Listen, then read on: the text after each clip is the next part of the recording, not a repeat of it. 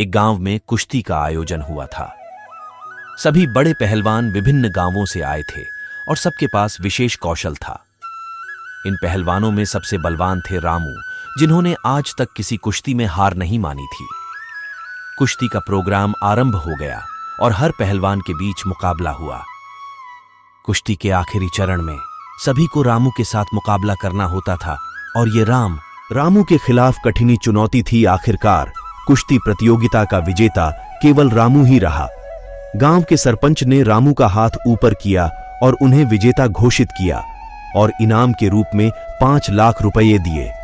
रामू ने भीड़ में बोला, क्या इस भीड़ में कोई है जो मेरे साथ मुकाबला कर सकता है? अगर कोई मुझे हरा देता है तो उसे 5 लाख रुपए मिलेंगे, और अगर मैं जीतता हूं तो वह मुझे 1 लाख रुपए देने के लिए तैयार रहे। क्या किसी को इस चुनौती को स्वीकार करने का विचार है? भीड़ के सभी युवाओं ने आपस में नजर मिलाई, लेकिन किसी ने भी साहस नहीं दिखाया। रामू हंसने लगे, देखकर कि कोई भी उनकी चुनौती को स्वीकार नहीं कर रहा है। इस समय एक पतले और दुर्बल आदमी ने बड़े ही निर्भर भाषा में घुसपैठ किया, मुझे आपसे कुश्ती लड़नी है। दोनों पहलवान मैदान में पहुंचे और सभी लोग उनके लिए तालियां बजाने लगे। किसी ने उनका नाम तक नहीं लिया। संजू और रामू के बीच कुश्ती शुरू हुई। संजू ने कुछ इस तरह से खेला कि वह रामू के हमलों से बचते रहे और स्वयं को सुरक्षित रखते रहे। सभी लोग संजू की दमदार खेल की मुरादी कर रहे थे।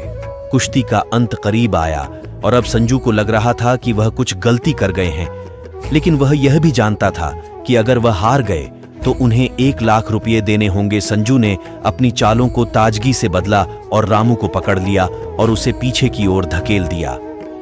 रामू के जबरदस्त हमलों के बावजूद संजू ने उन्हें मजबूती से पकड़ा और रामू को खूब तरह से दम घुटने के बीच में लगा दिया। भीड़ अब उन्हें संजू करने लगी और रामू ने होश खो दिया, लेकिन किसी तरह वह खड़ा रहा। फिर एक बार संजू ने चालकी से रामू की टांगों को खींचा और उसे पूरी तरह से असमर्थ कर दिया। रामू गिर पड़े और फिर न उठ सके। सरपंच ने संजू का हाथ ऊपर उठाया और उन्हें विजेता घोषित किया। शर्त के अनुसार संजू ने 5 लाख जीत लिए।